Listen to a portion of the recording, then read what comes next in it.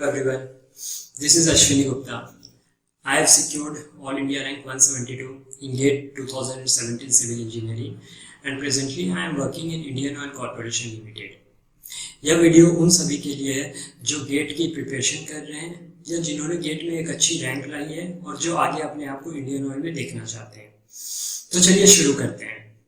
पहले बात कर लेते हैं हम इंडियन ऑयल की सिलेक्शन प्रोसीजर की कि इंडियन ऑयल में सिलेक्शन होता कैसे है। 85% वेटेज जो है वो आपका गेट स्कोर का रहता है। उसके बाद 10% जो वेटेज है वो आपका पर्सनल इंटरव्यू पे डिपेंड करता है और जो बचा हुआ 5% है वो आपका ग्रुप टास्क और ग्रुप डिस्कशन दोनों मिला के होता है। चलिए अब जान लेते हैं कि इंटरव्यू डे पे पर्टिकुलरली होता क्या है। सबसे पहले तो आप इंटरव्यू सेंटर पहुंचेंगे। मेरे केस में अगर हम बात करें तो मेरा इंटरव्यू सेंटर दिल्ली में था। जब आप इंटरव्यू सेंटर पहुंचेंगे तो वहाँ पे इंडियन ऑयल का जो मैनेजमेंट है वो आप सभी को एक प्रेजेंटेशन देंगे। वो प्रेजेंटेशन में आपको इंडियन ऑयल क्या करती है, इंडियन ऑयल का लोकेशंस कहाँ कहाँ हैं और बाकी सारी चीज़ें इंडियन ऑयल की कवर करते वो लोग। तो आप लोग उस प्रेजेंटेशन को ध्यान से देखिएगा और सुनिएगा क्योंकि वहाँ से काफ़ी सारे जो क्वेश्चंस होते हैं जो आपको इंटरव्यू में पूछे जाएंगे या कल को आप जब इंडियन ऑयल ज्वाइन करते हैं तो आपके लिए वो काफ़ी ज़्यादा काम आएगा। आगे प्रेजेंटेशन के बाद सबसे पहले होता है आपका डॉक्यूमेंट वेरिफिकेशन। तो होता यूँ है कि आप जितना जल्दी डॉक्यूमेंट वेरीफाई करवाओगे उतना पहले आपकी इंटरव्यू हो जाएगी। इसके अलावा जितने कैंडिडेट उस दिन इंटरव्यू में आते हैं तो होता यूँ है कि 8 से 10 लोगों की जो भी कैंडिडेट रहते हैं उनकी एक ग्रुप बना दी जाती है। बेसिकली वो ग्रुप आपके ग्रुप डिस्कशन और ग्रुप टास्क के लिए ही काम आती है। उसके बाद ऐसा होता है या तो आपका पहले पर्सनल इंटरव्यू हो जाता है या तो फिर आपका पहले ग्रुप टास्क होता है या ग्रुप डिस्कशन हो जाता है एक साथ। मतलब दोनों ही चीज़ जो है वो पैरेलली चलते रहती है। मेरे केस में अगर हम बात करें तो मेरा पहले पर्सनल इंटरव्यू हुआ था और उसके बाद ही मेरा ग्रुप टास्क और ग्रुप डिस्कशन हुआ था। अब अगर ग्रुप टास्क और ग्रुप डिस्कशन की हम पहले बात कर लेते हैं तो ग्रुप टास्क और ग्रुप डिस्कशन की जो वेटेज है वो 5% होती है, जैसा कि मैंने आपको पहले बताया था। तो ग्रुप टास्क और ग्रुप डिस्कशन में आपको मतलब जो भी आप लोग 8 से 10 मेंबर है आप सभी को 2 टॉपिक दे दी जाती है। 2 ग्रुप टास्क के लिए दे दी जाती है और 2 ग्रुप डिस्कशन के लिए दे दी जाती है। अब आप सभी मेंबर्स को एक साथ किसी एक टॉपिक को सेलेक्ट करना होता है, एक ग्रुप टास्क के लिए और एक ग्रुप डिस्कशन के लिए, और फिर आप लोग उस पर डिस्कस कर सकते हो और जो भी टास्क दिया हुआ है आप उस पर कुछ भी बोल सकते हो। तो लैंग्वेज तो कोई बैरियर नहीं होता है। आप या तो इंग्लिश में बोल सकते हो या हिंदी में बोल सकते हो। इन केस अगर आपके लिए ग्रुप टास्क या ग्रुप डिस्कशन की जो भी टॉपिक आपने सेलेक्ट किया है अगर वो आपके लिए नहीं है, मतलब आपको उसके बारे में बिल्कुल कुछ नहीं पता है, तो आपको एकदम बिल्कुल घबराने की बात नहीं है। आप पहले अपने बाकी जो मेंबर्स हैं आप उनको पहले सुन लीजिए, आप समझ लीजिए कि किस बारे में बात हो रहा है, वो टॉपिक क्या है क्या नहीं है, and then you can start. So there is nothing to worry about. ठीक है। उसके बाद मेरे केस में मतलब 2017 में जब मेरा इंटरव्यू हुआ था तो मेरा ग्रुप डिस्कशन का टॉपिक था कि something related to parking system in India, और हमारा ग्रुप टास्क का टॉपिक था कि how population can be controlled in rural areas. तो आपका कोई भी टॉपिक हो आप बस कॉन्फिडेंट इनफ रहो। ठीक है, नहीं समझ में आया तो आप बाकी लोगों को सुन लो एंड देन आप स्टार्ट करो। 5% वेटेज है, ज़्यादा घबराने की बात नहीं है, आप अपना बेस्ट दे के आओ। ठीक है। अब बात कर लेते हैं हम लोग इंटरव्यू की। तो इंटरव्यू का जो वेटेज है वो आपका 10% होता है जो कि काफ़ी मायने रखता है। और इंटरव्यू में आप किसी भी लैंग्वेज में बोल सकते हो, हिंदी हो इंग्लिश हो। इंटरव्यू पैनल में आपका मोस्टली 5 to 6 मेंबर्स रहते हैं। ठीक है। आप प्रॉपर ग्रूम होके proper tie shirt shoes formal shoes पहन के आप अंदर जाओ, सारे मेंबर्स को आप ग्रीट करो, देन यू कैन स्टार्ट। तो इंटरव्यू में 2 प्रकार के क्वेश्चन पूछे जाते हैं, या तो टेक्निकल हो सकता है या नॉन टेक हो सकता है। और ऐसा कोई सीक्वेंस है नहीं कि टेक्निकल पहले पूछेंगे या नॉन टेक्निकल पहले पूछेंगे। जैसे पैनल को जो मन हो गया वो पहले पूछ सकते हैं वो आपसे। सो आप बस प्रिपेयर रहो और इंटरव्यू में आपको नर्वस नहीं होना है। You have to be confident enough और be polite to the panel members. ठीक है, पहले हम बात कर लेते हैं इंटरव्यू में टेक्निकल क्वेश्चंस क्या क्या पूछे जा सकते हैं। चूँकि मैं समझ रहा हूँ कि आप एक सिविल इंजीनियरिंग के स्टूडेंट हैं या एस्पिरेंट हैं, तो बेसिकली मैं यही कहूँगा कि यही सजेस्ट करूँगा आपको कि as a aspirant, as a candidate, आप किसी भी PSU में जाओ, ठीक है, वहाँ पे कम से कम आप एटलीस्ट 2 सब्जेक्ट जो है वो आप अच्छे से प्रिपेयर करके जाना। क्योंकि मोस्टली आपको आपसे एक बार पूछते हैं कि कौन से सब्जेक्ट आपकी अच्छी है, एटलीस्ट 2 सब्जेक्ट्स। तो एटलीस्ट अगर आप 2 सब्जेक्ट प्रिपेयर करके जाएंगे तो वहाँ से आपको काफ़ी हेल्प मिलेगी। उसके अलावा टेक्निकल क्वेश्चंस में आप अपना कॉलेज का जो प्रोजेक्ट है, मेजर प्रोजेक्ट हो गया या माइनर प्रोजेक्ट हो गया, और आपने अगर कहीं पे इंटर्नशिप किया है, समर इंटर्नशिप, तो वो सारी चीज़ें जो है वो आप एकदम अच्छे से प्रिपेयर करके जाएंगे, क्योंकि यहाँ से जो है काफ़ी सारी क्वेश्चंस बनती है।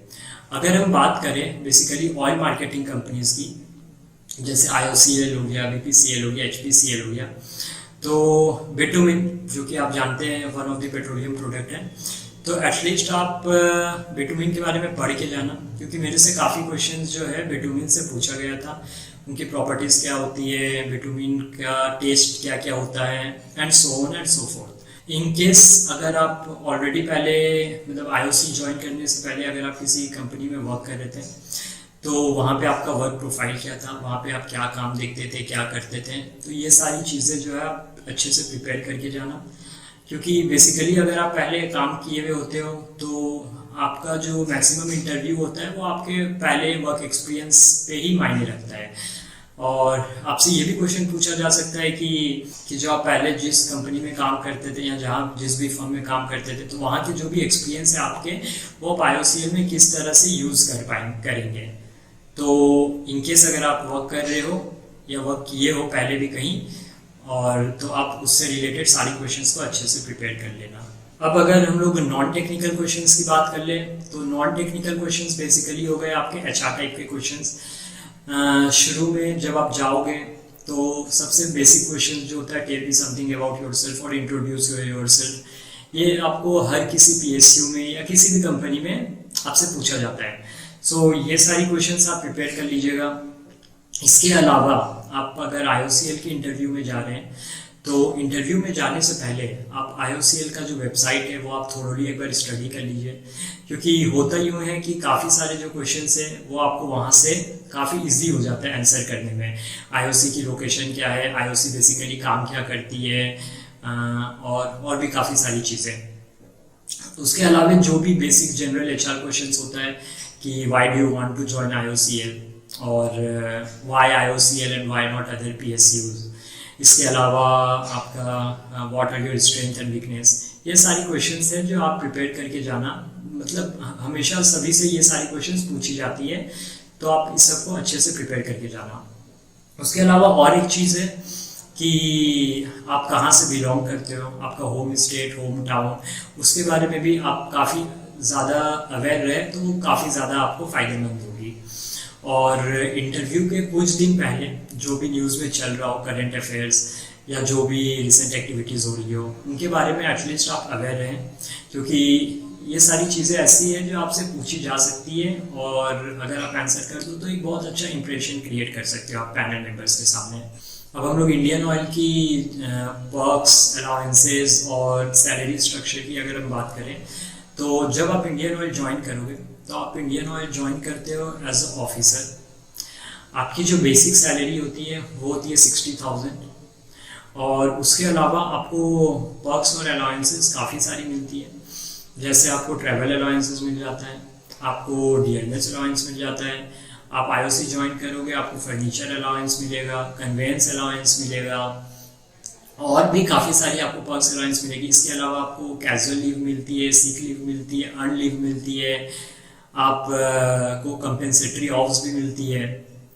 तो काफ़ी सारी अच्छी पर्क्स और अलाउंसेस आपको मिलती है IOCL ज्वाइन करने के बाद। और एक चीज़ की बात कर लें तो IOCL जो है one of the best medical facilities अपने एम्प्लॉय को प्रोवाइड करता है।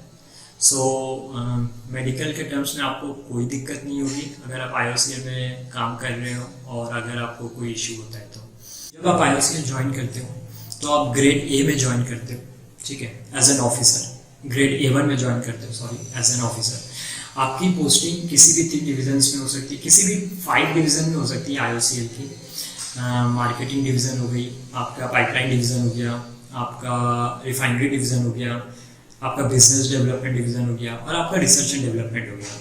तो चूंकि मैं मार्केटिंग डिवीज़न में पिछले 3 सालों से काम कर रहा हूँ, so let's talk about marketing division first. Marketing division में आपकी posting as an operations officer हो सकती है, किसी भी टर्मिनल में, डिपो में या फिर LPG बॉटल प्लांट में।